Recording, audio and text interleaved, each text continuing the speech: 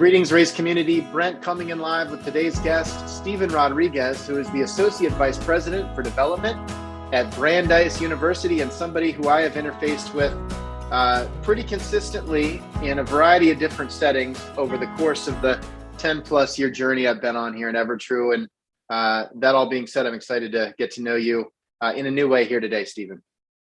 Thank you. Thank you for having me, Brent. Excited to be here. So just to hook you all to stick with us through this episode, I will say that Stephen and I reconnected as we identified our sort of shared interest in this world of Web3, NFTs, and philanthropy. And so we are going to spend a little bit of time riffing on that today. But before we do, just wanted to give Stephen a chance to introduce himself. And frankly, one of the things I've been really enjoying from our guests is to understand what really inspired your own higher education journey, which in your case, I know has some musical undertones or overtones, perhaps. And so tell me a little bit about Stephen in high school. Who was that guy? What was he into? And tell me about your college choice. Yeah, most definitely. Well, again, Brent, thank you for having me. Anytime I get the chance to talk about myself, I will jump on it. So looking forward to it. So yeah, I grew up in a little town called Hillsboro, Oregon, which is outside Portland. And, I could say that I grew up on a farm, but that wouldn't be a true statement, but grew up on a wheat farm that was farmed by somebody else. And so, out in the country, my parents are both in education. So that's been something that's been ingrained in me from an early age. My mom was a kindergarten teacher. In fact, she was my kindergarten teacher. So I did have to call my mom Mrs. Rodriguez. And my dad was a assistant vice principal and then superintendent for our town. So education has really been at the core for me. But my path into music was sort of serendipitous. I knew that I wanted to play an instrument, and I grew up listening to my dad play Dave Brubeck on the weekends and Charlie Parker, and I just thought the saxophone was the coolest sounding instrument out there. So played the saxophone, all throughout junior high school. My teacher, Mr. Coop, sent a couple students to Lawrence University, which is a small liberal arts college in the Midwest in Appleton, Wisconsin, that has a conservatory of music attached to it, much like Oberlin. And it was the best school for me. It aligned my passions for music while also expanding on my liberal arts background and interest in just being well-rounded. So it was a wonderful school for me. I started my sophomore year as a phone-a-thon caller and called for my entire time there, working in the development office during winter breaks, summer breaks, etc. But for me, Lawrence really opened up my eyes as to the opportunities that exist within higher ed, things that I never imagined being able to do. I was able to do because of that experience. I love it. I grew up about 2 hours southwest of Appleton, Wisconsin. So big move from Oregon to the sort of central Wisconsin area. Other than the accents and the cheese and the Packers, what stood out from that I don't know, cultural immersion in the upper Midwest, if you will? Yeah, I mean, the people, it is the nicest people on the planet. Everyone was willing to go the extra mile to help. Growing up sort of out of a city as a kid, I didn't walk down the sidewalk and say hi to people. So being in a place like Appleton, it really opened my eyes as to what a community is. And you felt that. I mean, some of the jokes I make living in Boston now where, you stop at a stop sign to take a turn, you get honked at if you actually stop. Whereas in Wisconsin, like everyone stops and waves each other on, and then no one goes anywhere for 5 minutes because just how kind everybody is. I think it took me a lot to sort of learn that honking is a form of communication here in the Northeast, that it's not always, out of anger or trying to send a message, but the thought of honking at somebody in a upper Midwestern small town, next level offensive. And so it definitely took me a while to adjust to that part of the New England communication style. I would wholeheartedly agree. I think if once Ever True continues to be successful and you hang up your hat in retirement, your next business idea is a horn that has 4 settings. One that's like a gentle horn, and all the way from gentle to angry at some point. That's a good business idea. I like that. That's sort of the intersection of music and innovation right there, Stephen. So Lawrence University, though, love learning about new universities. I don't know much about it other than what you've shared today. 12,000, maybe 15,000 alumni or so. So very small, tight-knit community. What was it like? What response did you get as a student caller? I'm sure you had the whole spectrum, but we have often said student calling has been the gateway drug for many AVPs of development out there. So tell me about that experience. What stood out? Yeah, definitely. And this would go back to like the late 90s, not to age myself, but people did answer their phones. People did not have cell phones at that point. So like the big innovation in calling at that point was caller ID. And, do we say Lawrence University? Do we list the phone number? That was the big technical decision at the time. We still used our fingers and paper cards to dial. So what I remember about the experience was just being able to ask those questions. I had no idea what I wanted to do, with my life at that point. I knew that music was going to be central to it. I knew that education would always be something that I would be close to.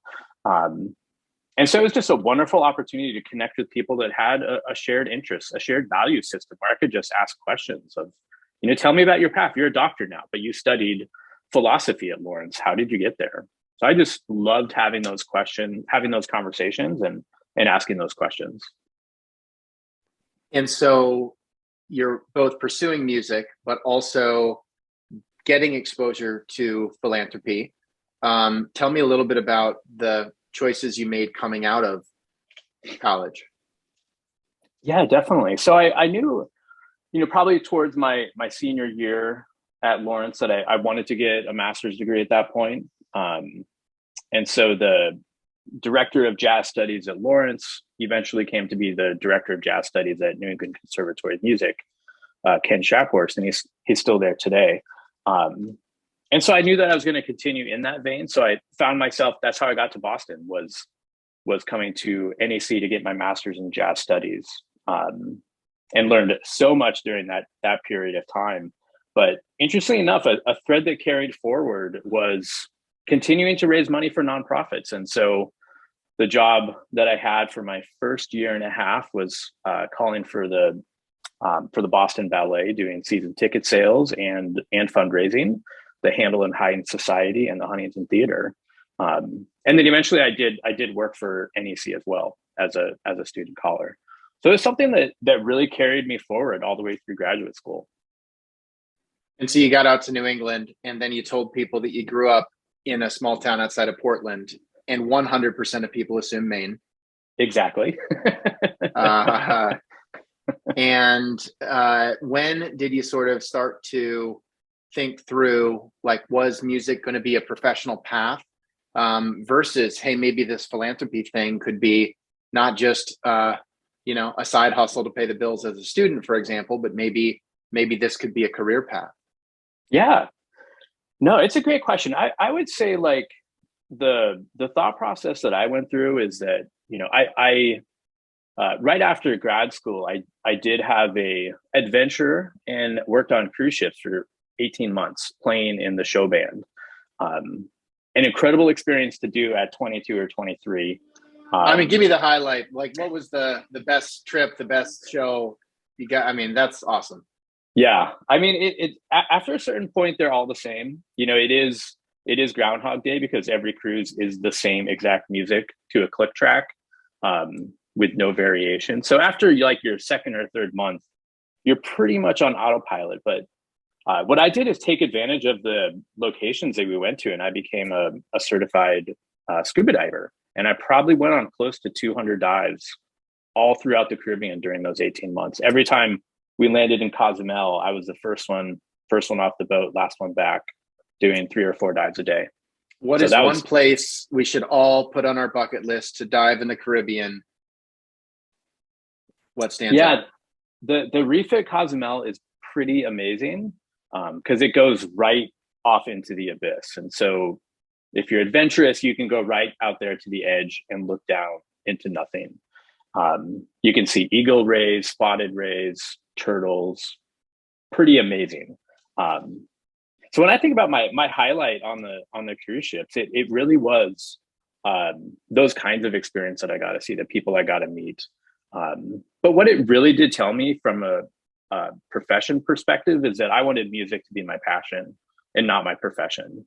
I wanted to perform the types of music that I wanted to in the way that I wanted to, and not have the stress of having to think about it as a profession and a livelihood. So I came back to Boston. I still had my apartment that I was subletting. And I found this job at Berklee College of Music that had this alignment with my music passion. And it was a development coordinator role, doing gift entry, stewardship, and working with the assistant vice president with her calendar. And it was the perfect fit. It lit that fire for me again that I might be able to make a bigger difference for things that I care deeply about by not being a musician. And this alignment with Berklee's mission was just phenomenal. The new president at the time, Roger Brown, was an amazing leader to learn from. The senior vice president of development at Berklee, her name is Debbie Vieri, but she's since retired. She took me under her wing to some degree and helped me show, what you can do for a career in development. And it turned out it's such a small world that Debbie's husband's sister was my junior high school librarian. And to go way back in time, me and a friend in junior high school sold candy to raise money to buy books for the library. We would give a packet to a friend and say, come back with $20, you get to keep the rest. And then we'd go down to Powell's Books in Portland and buy books that Joey Price, Joey and I wanted to read in the library that were, science fiction, Piers Anthony books back then.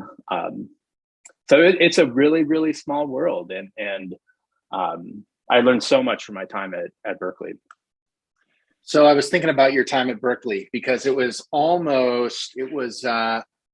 11 years ago last month that I first cold prospected you as now I was maybe 6 months in, if that, to Evertrue. And I'm looking at the email that I sent you as a cold outreach.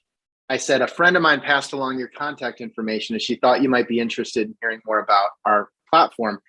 I don't know if that's true. I actually think that a friend did pass along your info. I can't remember who it was. Or maybe that was just my I'm going to be in town. Do you want to get together? Note.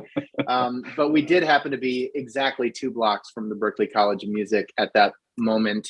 And then I believe shortly thereafter, you made your next move to Boston University. But I'm now just looking at how many times I reached out to you. We did actually get together for coffee, which was something I really appreciated. But it's just funny to kind of think about, how these journeys can evolve and how we're able to reconnect today. But I thought you'd appreciate that.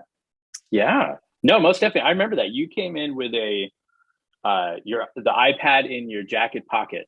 Yeah, I'll take your word and showed me Evertrue at that point. It was the iPad. The iPad Mini, it fit right in that blazer pocket. So I made sure to never leave home without it. But just, tell me about that transition. I mean, on one hand, you were just starting your career at the Berklee College of Music. And at the same time, you had quite a bit of fundraising experience dating back almost a decade at that point. So you're sort of a first-year employee with 9 years of experience. Yeah. Yeah. I mean, it really was incredible for me because, I started in the database. I started entering the gifts and doing the thank you notes. And I feel, for someone that is eventually, for me, hopefully leading a team at some point for a university, having that experience is paramount. I mean, I understand the true importance of data accuracy and how valuable it is for a gift officer to come back with a new cell phone and pass that off to the data entry person to get in the system. because I was the person looking for that phone number 10 or 12 years ago. My time at Berkeley was really wonderful. I learned so much from my boss at the time, Marjorie O'Malley, who's now the VP at Mass Art, about how to be a good fundraiser. I mean, at the end of every single day, Marjorie was on the phone. She had so much on her plate as a manager and as a member of the president's cabinet there, but every day she was calling parents, she was calling alumni to get meetings for her next visit. And so it's actually something that I have taken forward through all of my roles is, I begin the day by writing a donor and I end the day by trying to write or talk to a donor, to keep that at the heart of everything that I do. But Berkeley was an incredible journey because I got to see the annual fund, I got to see leadership gifts, I got to see alumni relations. I was there for the entirety of Berkeley's first ever comprehensive campaign. And at the end, it was time to move on. It was time to grow and be challenged in a completely different way. And BU really provided that for me. And so without maybe going too in depth on every stop, one thing that stands out, right? You grew up in the Pacific Northwest, you come to Boston, and you have worked really in a concentrated area as you've advanced your career. You've worked at Berkeley, you've worked at Boston University, you've worked at MIT, you've worked at Phillips Academy, you've worked at Harvard, you're now at Brandeis. I mean, you've really had meaningful stints at each of those institutions. I would be curious to know, what are the commonalities working as a fundraiser at New England education institutions? And then also, what are some of the real differences that you experienced at those institutions, which all have very distinct identities, distinct cultures, even though they'd all be on a list of, Boston area schools? Yeah. It's such a good question to ask. And it's one that I've been thinking a lot about because, having the experience at varied institutions is incredibly helpful. I often get that question of, you seem to jump around a lot, and, perhaps a different way, to think about that is I'm really excited about opportunities, and I really want to make a dent and make a difference. And, what I've seen in my time is every institution says, boy, are our constituents special.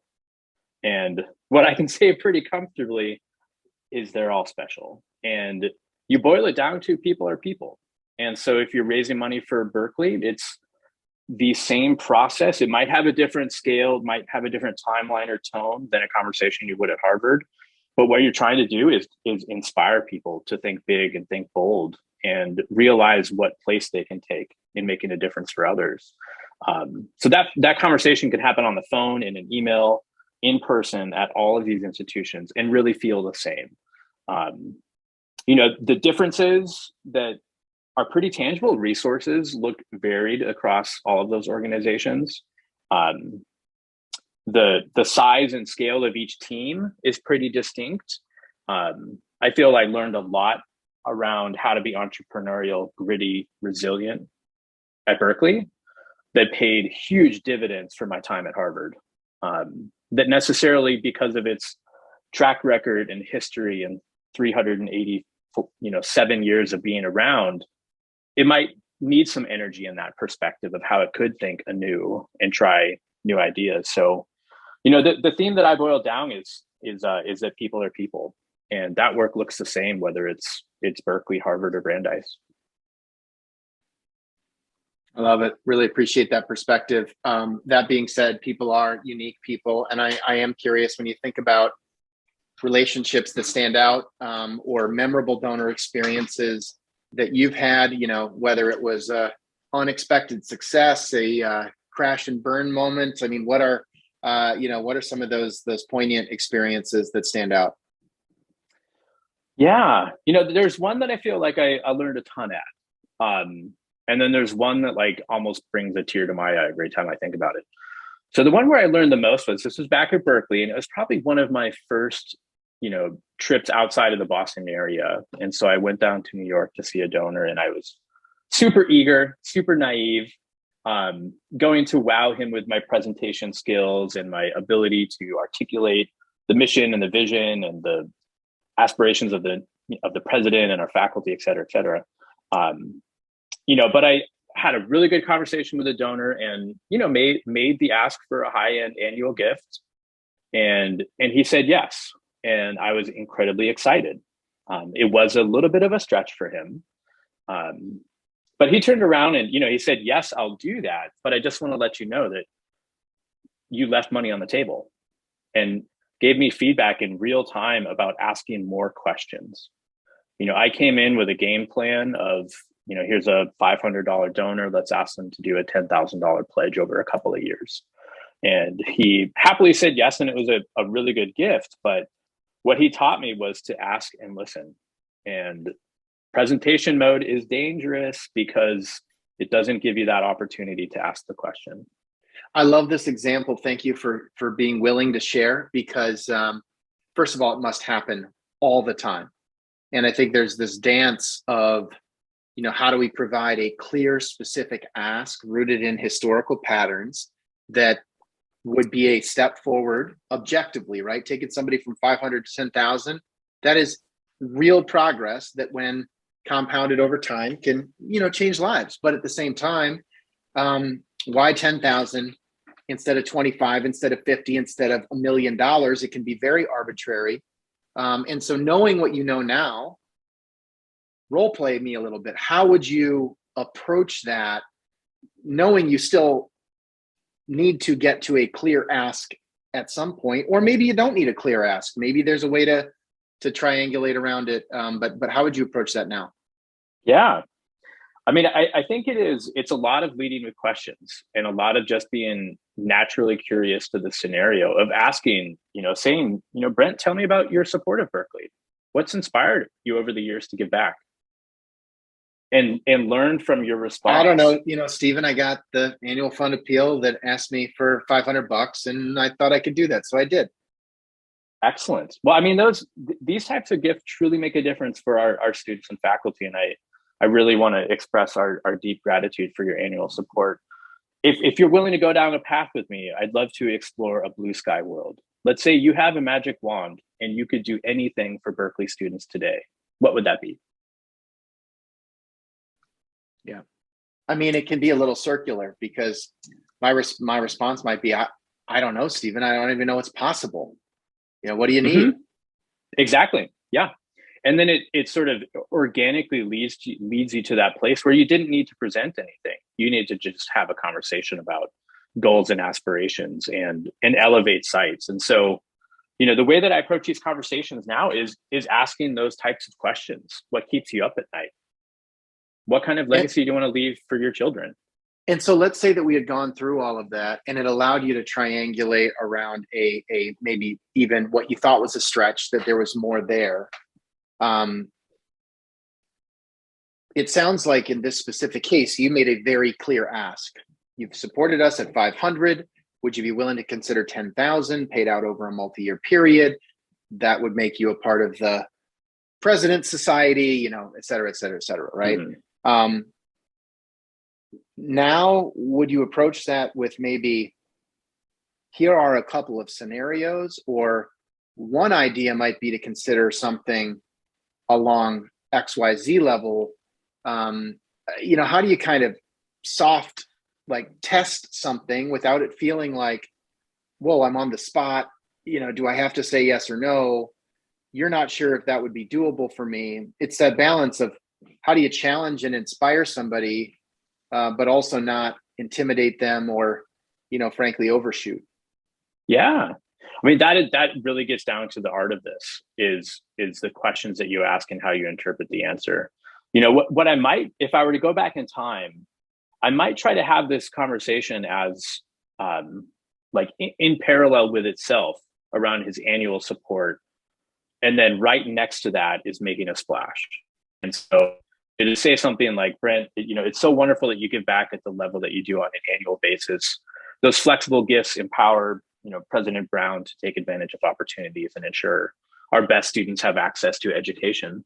But would you also be willing to explore how on top of that, you could imagine yourself making a splash on the campus with a 6-figure commitment, and sort of try to have those conversations in parallel with each other.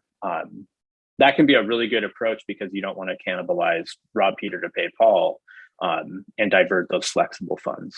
So yeah, I would go back in time and say, Stephen, stop talking, ask more questions, turn off presentation mode and turn on your ears.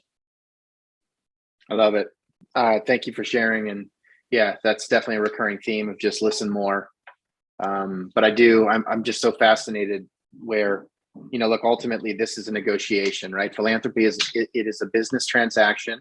It is a negotiation. And unlike most negotiations where, even when I think about like business software packaging, right? You could have your basic, your premium, your pro, right? You get these features, these features, these features.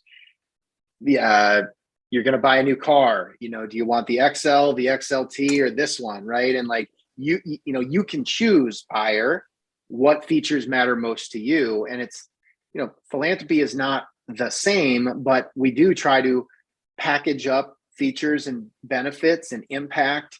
And, there are days when I wish we just had like, pick your model, what year, what make, what model, what premium, like what impact do you want to have? And you can outfit the car to your liking, but obviously we don't. No, but I mean, it's funny you use that as an analogy because I think it's changing. I mean, I waited in line. I mean, I waited in line when Tesla first came out, and I stayed up late. I remember the moment because I was at my wife's family's house, and I stayed up till midnight, pressing my button and putting my deposit down to buy a car I'd never seen, driven, touched, and I didn't. All of the options are essentially software oriented for the most part. So it's a totally different experience now of, and might be into the future. But I agree. I think like the analogy from your side of the table is one for us to really think about, that it's solving pain points, getting a software solution to help ease of gift entry or the acknowledgement process, and the way that having the conversation with a donor is about helping them fulfill their dreams and aspirations. So it is a very similar conversation. And what I've hopefully learned over my time is just to keep asking those big questions. Of course, we need the $10,000, the $25,000 annual gifts, but I want to have conversations that really inspire a donor so that they aspire to do something big and powerful and really meaningful for them, to help them realize the kind of world they want to live in. Well, and I do think from a packaging perspective, it can be, and scholarship's probably the best example where, look, Brent, 25,000, here's really what the impact could be on a regular basis. Or let's say the entry-level major gift is 100,000 and that kicks off 5% a year. We got 5,000 a year in perpetuity that, roughly could go achieve XYZ. At $1 million, 5% a year kicks off 50,000, which is roughly one student per year, fully supported, or maybe not fully these days, but, in that scale where you could start to, you can really frame it around how many students do you want to help, how often, and here are ways you can help more students more often, one student in a fractional basis, and where on the spectrum could you see yourself landing, right? And I do think sometimes like we might take for granted that like donors literally don't know how endowments work. And I'm sure you spent a lot of time on Endowment 101, or this is the difference between annual use and why an endowment could make sense and sort of how we manage that money. And so, I do feel like the more that we can frame it in impact connected to endowed fund kickoff, then you can maybe start, reframing the conversation around impact versus what might seem like arbitrary ask amounts. 100%. Yeah. And then I'd love to share with you yes, tell me. Yes. A really rewarding experience because it happened during COVID. This was, and it takes me back to one of the strengths that I think I bring to the table as a fundraiser and as a leader of others doing this work is the benefits of just being persistent. and being able to, pick up the phone and make the call, send the next email, et cetera. And so this was an individual that I'd reached out to, nine or 10 times, phone calls to the office, messages, emails. And what's the context? Is there a history, or you just know that there's capacity, or like why did you have that much persistence to begin with? Yeah, I mean, it's partly because if I'm traveling on behalf of the university, I'm going to use their money as wisely as I can. So I'm going to fill up any available time slot. So this was someone who had been philanthropic in the past at a good level, a 5-figure annual donor, that, was deemed as someone that, is not a major gift prospect based on their responsiveness. And for me, that's a sign that I'm going to try even harder. And so I emailed him pretty frequently on any trip I took to New York. And this was in the fall, I think, of 2018 at that point. And eventually I got an email back from him saying, you've been emailing my son for the past, 7 or 8 months. He finally got tired of getting your messages, so he sent it to me, and I'd love to connect. And so I went down to New York and saw him at his ophthalmology office. And one of the questions that I asked very early on in the dialogue, tell me about your Harvard experience, all the the basic qualification questions that you would. And then I asked that question of, it's clear that you care about Harvard. It's made a difference in your life. You shared with me that, you are where you are today because of your time as a student and the opportunity to explore yourself and what kind of impact you wanted to have on society. Let's put the dream hat on. If you could make a splash, what would that be? And, he got up to the window, pointed to the school that he attended in Chinatown, turned around with a tear on it, on his face, talking about how important his time at Harvard was and what a difference it made for him. And so we had a level setting conversation about what a splash would look like that would be meaningful for him, for our students. Fast forward a couple months, I saw him again in New York along with his wife to continue that conversation. We were planting a seed about sponsoring the first day of service for students and naming that gift so that all students could participate in service in their freshman year. And then COVID happened. And I circled around and checked in and wanted to connect and see how he was doing. I didn't hear back from him. Eventually, I got a response saying that he just got out of the hospital and he wanted to finish the conversation that we started before. And when I first talked to him, it was pretty amazing. He said, as I was there in the hospital with COVID, I wasn't thinking about the watch or the car or the condo that I could purchase. I was thinking about the places that I wanted to make a difference for others, and Harvard is one of those. And so for me, that was just incredibly meaningful that everything went back to that first question that I asked him and how important it is to position the conversation in an aspirational way, because, the $10,000, $25,000 gifts continue to come, and, he wanted to give at that level annually, but really setting the sights high made a tremendous difference. So the gift ended up being $1 million to underwrite winternships for students between the fall and the winter term for those that wanted to do service-oriented projects but couldn't because they had to go get a job to pay for their school or for their expenses. So it was just one of the most meaningful, rewarding experiences that I've had, where I actually feel like I made a difference for him. And, the responses back were just so incredibly meaningful. To be thanked by a donor for making this possible, just, that lit the fire even more.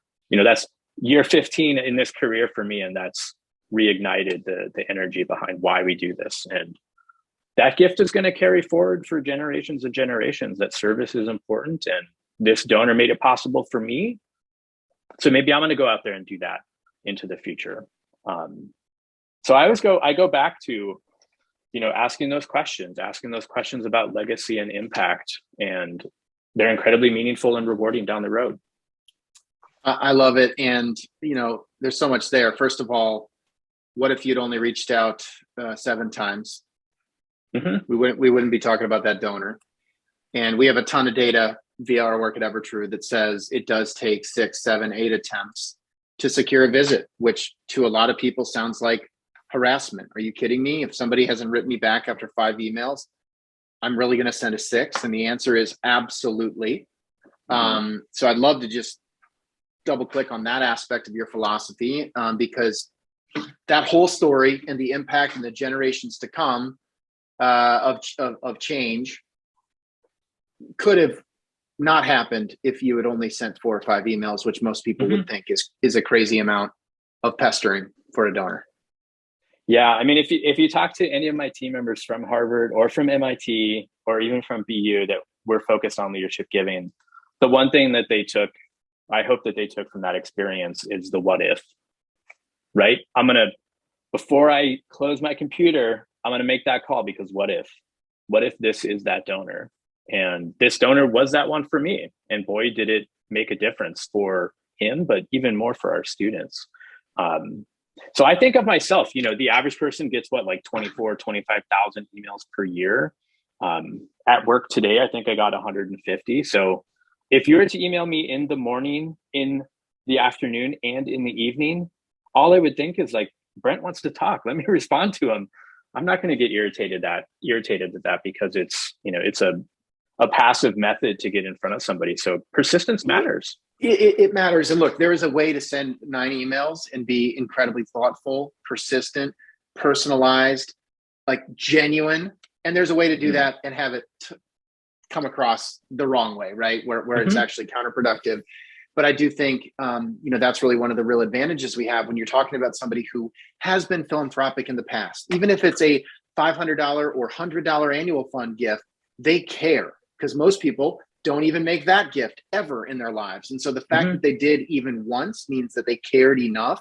What an advantage that is relative to all of the other people reaching out to us in our inbox who we probably don't have any, authentic connection to. And so that all being said, it makes me wonder how many billions of dollars we leave on the table every single year in the world of philanthropy because we send 2 emails instead of 4 or 4 instead of 8.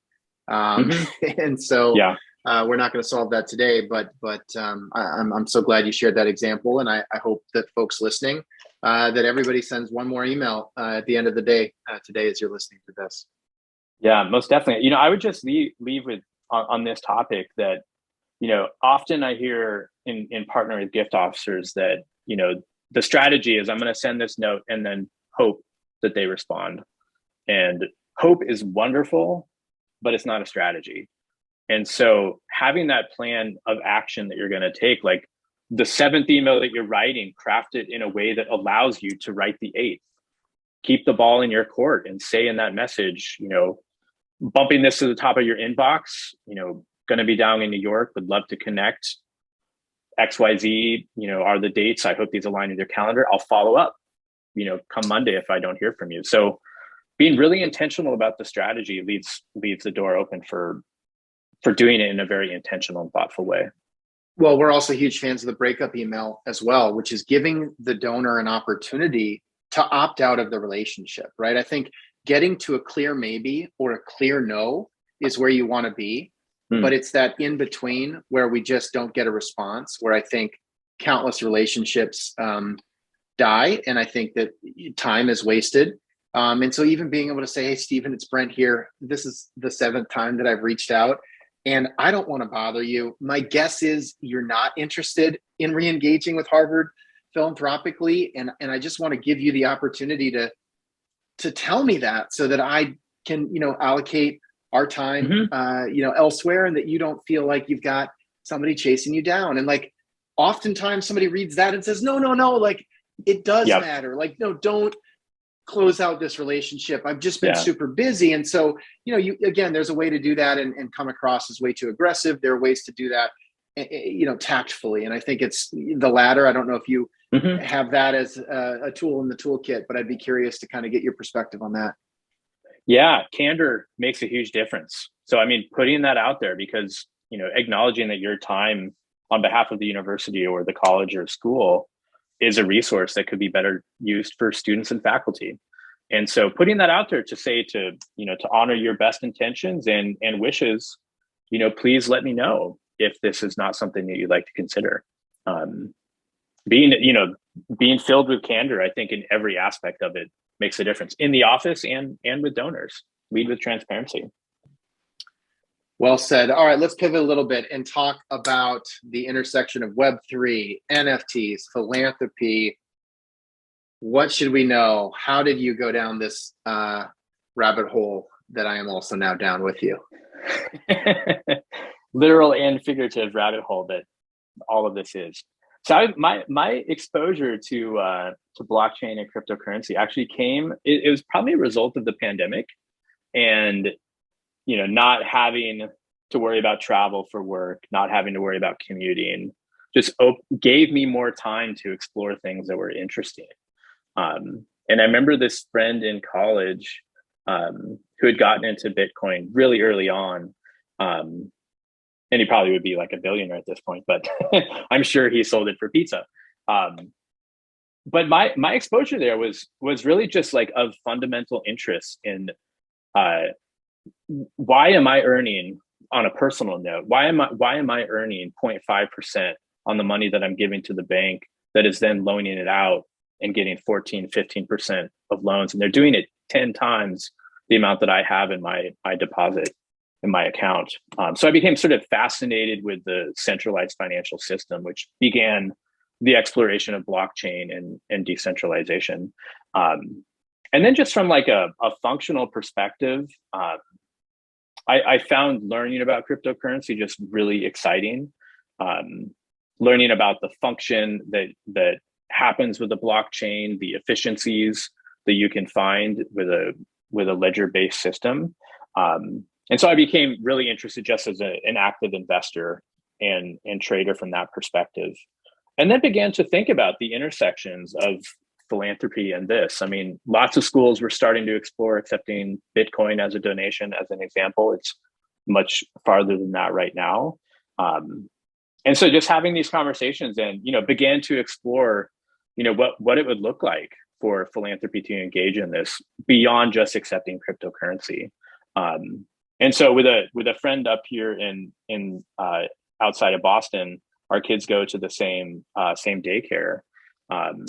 And we were in the parking lot at, talking about what we do and our interests, and we aligned on cryptocurrency. And, we started to brainstorm what would it look like to replace the recognition system that we have with something that is on the blockchain, that is digital, that is carbon negative, that is unique, that is shareable, that's verifiable, and saves tremendous resources for nonprofits.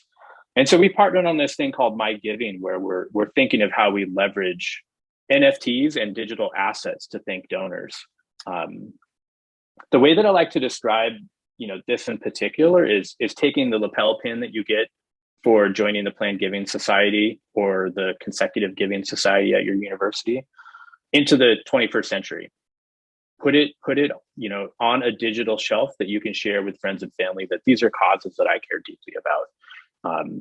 So starting to explore that intersections, but, even beyond that, I think there's just so much that could happen with blockchain around philanthropy that just is incredibly exciting, like a philanthropy DAO that, is like the giving circle of 2022, where there's, collective pooling of funds to really make a difference and, put the voting power of that difference making into the hands of the people instead of into the hands of the few.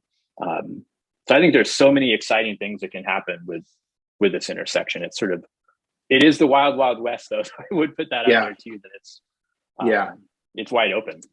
I had a friend text me earlier today, should alumni associations be DAOs? Fascinating. Literally at 1:36 p.m. today, and right now it's 2:49 as we're recording this. And I mentioned, Nick Dukoff, who I know that you've been connected to now. He and I have riffed on this a little bit as well. And it's a balance, because on one hand, you can make the argument why moving to a more, in a certain regard, some of these alumni associations or you reference Harvard and the 400 years of history. I mean, they've sort of been operating in this model without the structure and without the blockchain backing it, but the spirit of it has been very consistent with that. At the same time, there can be terrible DAOs and great ones, and there can be terrible alumni associations and great ones. And it's not really going to matter what is our legal structure and are we leveraging crypto or the blockchain. But it does make you wonder what the future could be. I think the lapel pin one is a great example. The Chancellor's Society giving band, is a good example. What is a good example? What is the digital, version of that? And so it's it's an exciting space. At the same time, I'm sure, if there are senior leaders or administrators thinking, wait, you're going to let the cats herd themselves by way of a DAO structure that is going to put the power of pooling philanthropy into the hands of, our donors. Like, we need to direct those funds centrally to where we need the most help. And so, I'm sure that would be the obvious sort of objection. Yeah, no, I totally agree. But I think that the one thing that I try to hone in on, just my approach as a member of a team is assuming positive intent. Our alumni, at Brandeis, they love the institution. They're going to make decisions that are in the best interest of the students and the faculty and the community. Yeah. I love your that idea of alumni associations as DAO, because it is sort of like, the nomination process for who's on the board that influences then what does the 5-year strategic plan look like for alumni? Are those demographics representative of the future of that organization? That's a fascinating exploration. Well, if anybody here listening wants to explore that, we are willing thought partners for sure. I will say we are at a point now, right? It's early 2022, and we've seen volatility for sure over the last year in the crypto space, like just from a pure currency perspective. At the same time, we went through, in particular, last fall to beginning of 2022, incredible hype around sort of NFTs in general. Bored Ape Yacht Club, if you're not familiar with it, you probably will be soon at some point, which seems to really have legs, and they've just announced some work in the metaverse. And if you're hearing all of what we're saying and your eyes are glazing over and you're just super confused, that's okay too. But what I would say is I think we're getting to the point where if you are an advancement professional and you're listening to this podcast and you have $0 of your personal net worth in crypto, that's probably the wrong number. If you have zero exposure to NFTs, you're not sure what they are, you don't have a wallet, you don't even know what those words mean, that's probably the wrong level of exposure at this point. And that being like, this is not financial advice, make your own judgment, but even going from $0 of Bitcoin to $10 of Bitcoin will be an education. And it is one that I think is worth having, even if crypto goes nowhere and this all ends up being a bubble in hindsight. You will benefit from the learning that goes along with it. Going from 0 NFTs to a single NFT will require you to think and figure things out and go through a process that is going to be very humbling at times. But I think it is probably worth your while at this point in the cycle to at least know how to do those things. I don't know, Stephen, what's your take on that? 100%. And like, if your institution needs a business case as to why to have this conversation, Fidelity Charitable Gift Fund put out an incredible report on cryptocurrency. And, what they found is that cryptocurrency investors are more philanthropic. Their average gift is much, much higher. They are more diverse and they are younger. And so the demographics as a university that we're challenged with are younger and more diverse donors. And so we should meet them where they are. For the same reason that your donors do not want to liquidate taxable stocks in a taxable investment account and then donate it to you. They want to donate it directly to you so that they can avoid the tax losses and that you can get, as a nonprofit, the full market value. That's the exact same thing that any donor who has crypto holdings, wants to do, because the approach to taxation is very similar. Yeah. The other thing that I would highlight that is a use case that's happening unfortunately, it's happening in real time, is the Russian invasion of the Ukraine. And, I woke up and realized, this is happening and I want to do something from Reading, Massachusetts. The fact that I'm able to transfer Bitcoin and probably it was like 97 seconds, send them $100, 97 seconds, my transaction fee was 39 cents. And now the Ukrainian government has an extra $100 to defend their country. Philanthropy is all about impact and taking action and making a difference and removing those barriers, removing, the credit card fees. 3% of that transaction would have gone to credit card fees. A certain percentage of that would have gone to the nonprofit that, would facilitate that impact happening. At this moment in time, that was the best decision. Nonprofits play such a key and vital role in making sure impact happens, and it happens in a sustainable way. But this ability to make a difference in real time that is, fast and secure and scalable is like incredibly amazing. So, I imagine a world where like your college experience, your tuition dollars come in, on a blockchain that you can see where those dollars go and trace them. You give $1,000 to the institution, they will say, this is exactly what it went for. And then imagine you graduate and your diploma comes as an NFT. That is what we're going to see. There's a home for sale as an NFT down in Florida.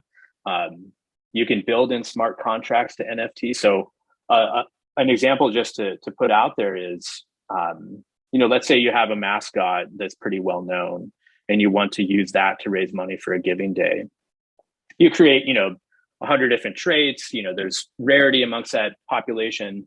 You raise that give that as a thank you to your giving day. And in that, into the smart contract for that NFT, you build a royalty system back to your university. So in perpetuity, you have ongoing revenue, philanthropically oriented revenue streams back to the university that continue to make a difference if that NFT is sold, transferred, exchanged.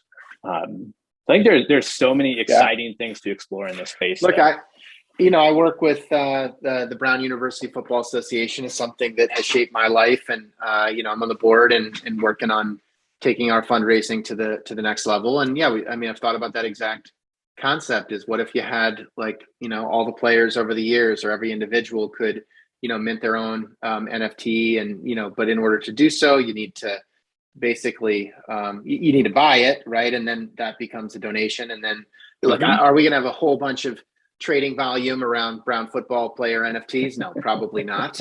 So at some point, it's just not going to make that much sense. On the trading royalty piece, but even from a one-time mint perspective, you can imagine there being an annual version of that, and then instead of getting the trinket in the mail of hitting 10 years in a row as a donor, it could be a special drop 25 years in a row, and that you sort of get that combination of public and private verifiable recognition.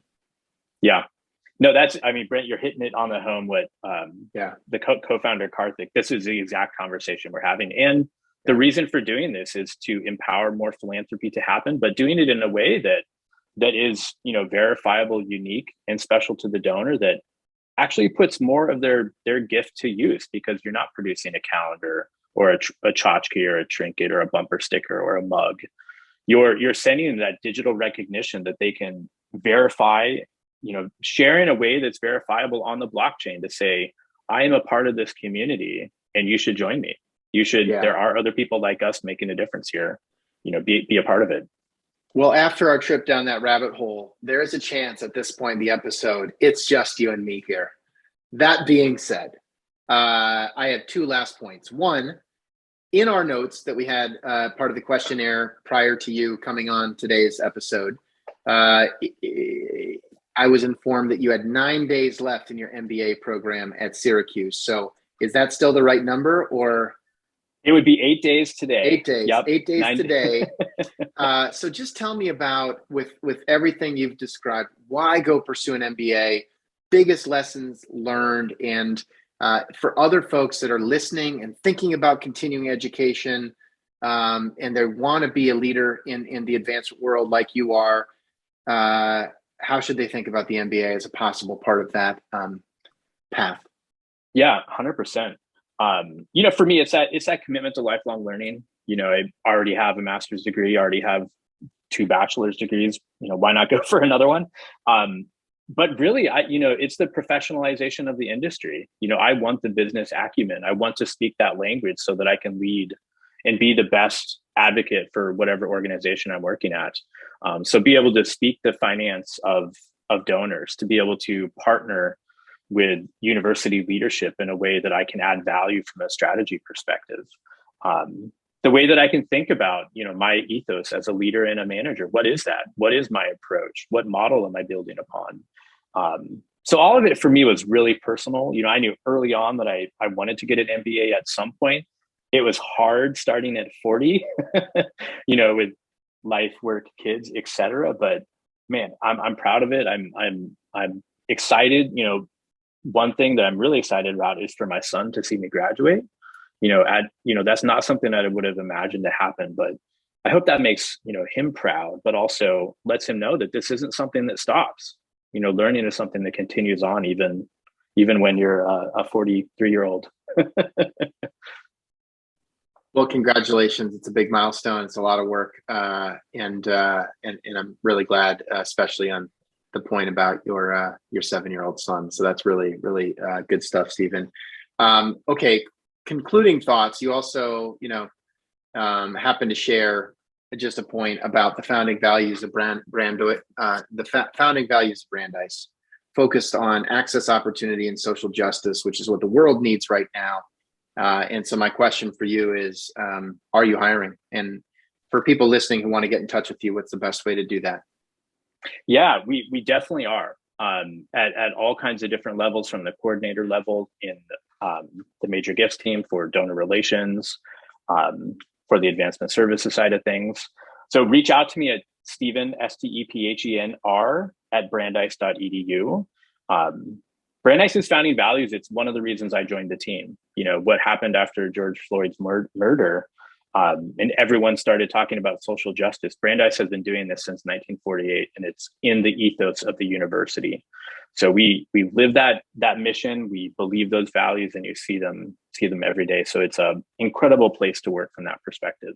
And we are definitely building a team for the future. So please reach out.